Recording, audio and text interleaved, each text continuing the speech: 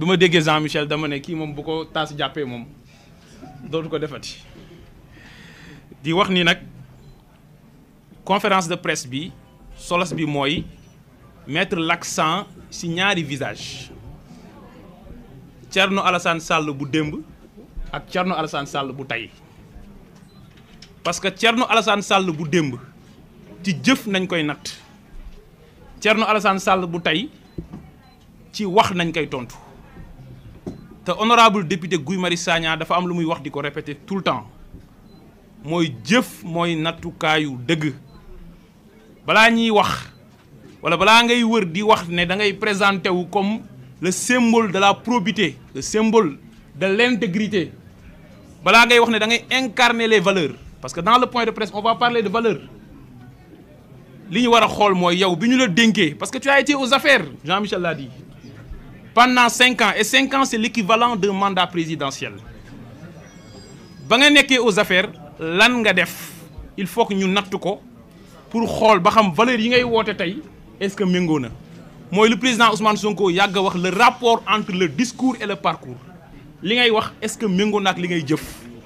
c'est extrêmement important kon dinaa ñëw nag ci Thierno Alassane Sall ban rôle la amoon ci pétrole u Sénégal bi surtout ci benn transaction bu sulfureuse boo xam ne c'est un véritable scandale scandale yi du benn de moom daal kon bi mu nekkee ministère de l'énergie toje yi amoon na ci sous-secteur de l'électricité mais toje yi amoon na ci sous-secteur des hydrocarbures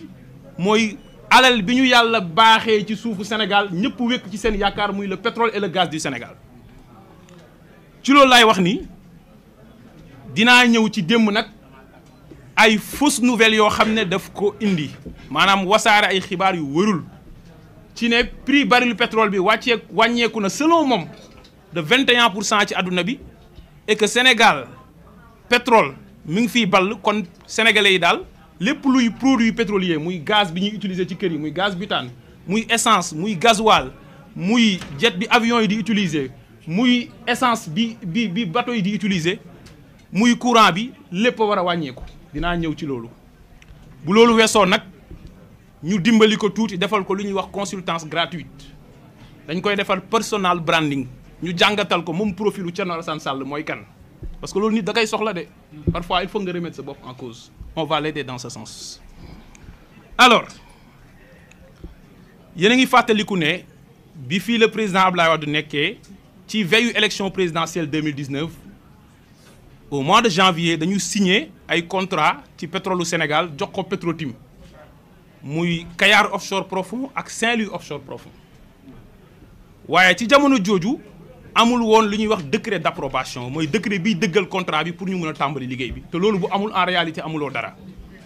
yàlla def balaa décret bi ñu koy signé président Abdoulaye Wade daanu président Macky Sall falu contrat boobu nag Macky Sall daal di ko jël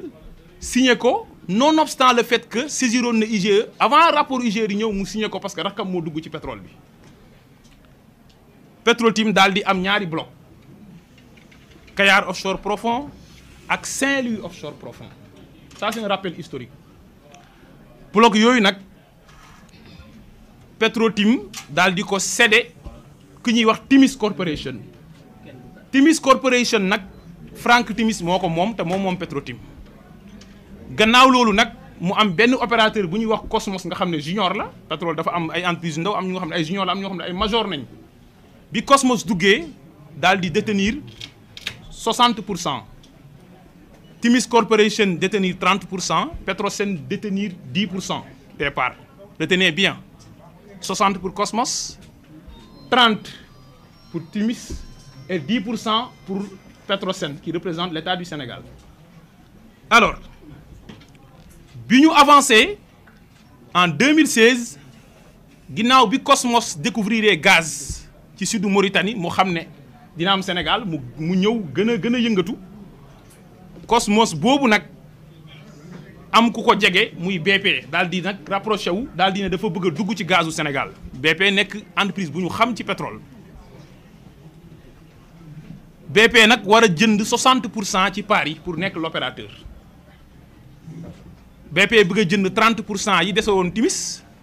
ak 30% yi dese Cosmos am ci 60% yi mu am benn xaaju paaru Cosmos.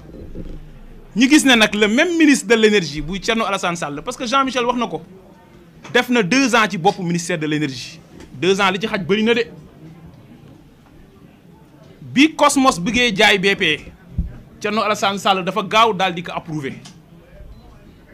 waaye bi Timis bëggee jaay BP Thierno Alassane Sall ne dee du ci am ba loolu bokk na ci motif yi tax mu démissionné au-delà du contrat de Total. xañ ma Samba ci même condition yi ne Mademba warul am dinañ wax lu tax mu xañ ma Samba bëgg a jox Mademba ci Mademba laay taxaw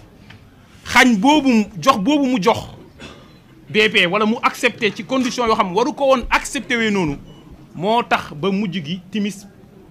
session am daal di jàll te boobu tamit waru woon jàll. lan moo xew li xew mooy secteur pétrolier dafa am code bi nga xam ne moo ko régir lu ñuy wax le code pétrolier ci jamono jooju nag c'est le code pétrolier de 1998 qui était en vigueur aujourd'hui c'est le code pétrolier de 2019 qui est en vigueur donte contrat yi ñu signé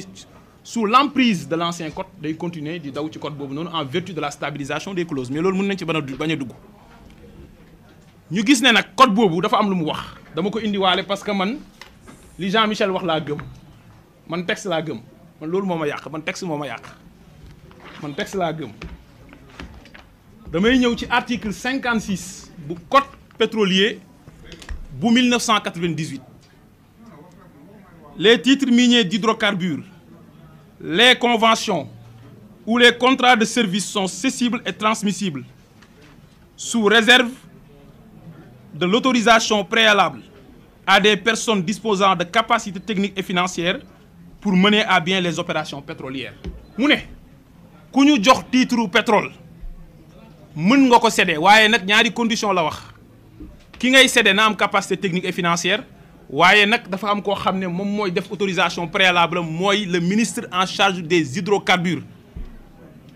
ministre bi kan la du ngeen ko dem wëri Thierno Alassane Sall la alors ñu xool lan la Thierno def ñu gis ni bi gars yi biggee cédé dañoo utiliser benn montage bu xaw a complexe mooy une cession indirecte mooy lan au lieu Cosmos jël jaay BP directement Cosmos dafa créer benn entreprise bu ñuy tuddee Normandie Venture entreprise boobu daal di transformé wu nekkaat beneen entreprise tuddee ko Cosmos BP Sénégal Cosmos BP boobu Sénégal boobu BP am ci 50% Cosmos am 50% modalité boobu nañu utiliser pour def une cession indirecte ma wax na code bi notamment le code de 2019 te le code de 2018 wax na ko mooy booy céder entreprise boo xamante ne moom mooy céder boppam su ma nee entreprise buy céder boppam mooy entreprise boo xam ne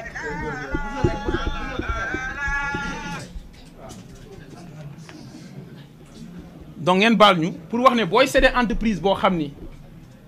moom boppam lay céder maanaam moom moo am contrôle entreprise bi muy céder c'est pas subordonné à l'autorisation du ministre da nga koy informer rek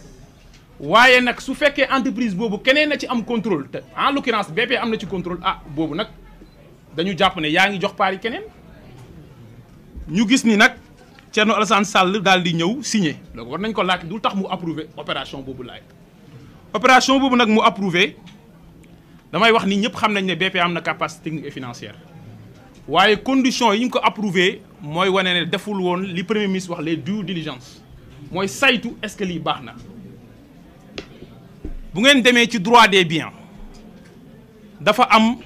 nit boo amee bien boo munti am muy immeuble un bien immeuble wala muy bien meuble comme oto bi ngay am c'est un meuble corporel wala nga am droit ci benn société c'est un meuble incorporel wala benn titre c'est un meuble incorporel dafa am ñetti actes yooyu def ci bien les actes d'administration les actes conservatoires ak les actes de disposition acte d'administration mooy bien bi yaa ngi koy utiliser par exemple am nga titre minier d'hydrocarbures ngay exploiter sa pétrole ça c'est un acte d'administration am nga sa kër nga utiliser ko pour dëgg ci usus loolu c'est un acte d'administration ñaareelu acte mooy acte conservatoire mooy ngay def dara pour sauvegarder bien bi acte conservatoire nag laay wax ni boo amee titre minier nga def demande de renouvellement c'est un acte conservatoire waaye acte bi ëpp solo te mu gën a grave li ñuy wax gravité mooy lu rëy ci bien mooy les actes de disposition.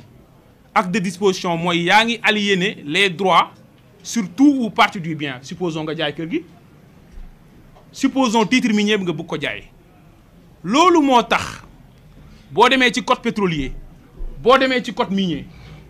lépp luy titre minier moo xam ci pétrole la moo xam ci gaz la moo xam ci zircon la moo xam ci fer la ku ñu ko munti jox soo ko bëggee aliéner maanaam nga bëgg cee def un acte de disposition maanaam nga bëgg ko jaay nga bëgg a céder titre bi c'est subordonné à l'autorisation préalable du ministre parce que acte bu grave ngay poser si ñun suñu biens yi nga xam ne ñoo ko moom muy suñu ressources naturelles qui appartiennent au peuple kon ministre boobu nga xam ne ci jamono jooju benn nit lay nekk ci bureau di défendre intérêt Sénégal dafa war a tenir compte que acte bii c'est grave kon balaa may def sama lettre d'approbation dama war a xool est-ce que lii baax na pour intérêt Sénégal loolu nañ gis ne nag Thierno Alassane Sall sàmm ko lu tax ma ne sàmm ko mooy Thierno Alassane Sall fexe na ba Sénégal perte ay milliards fi mu toll nii ci pétrole bi ak ci gaz bi fii ba 2045 waaye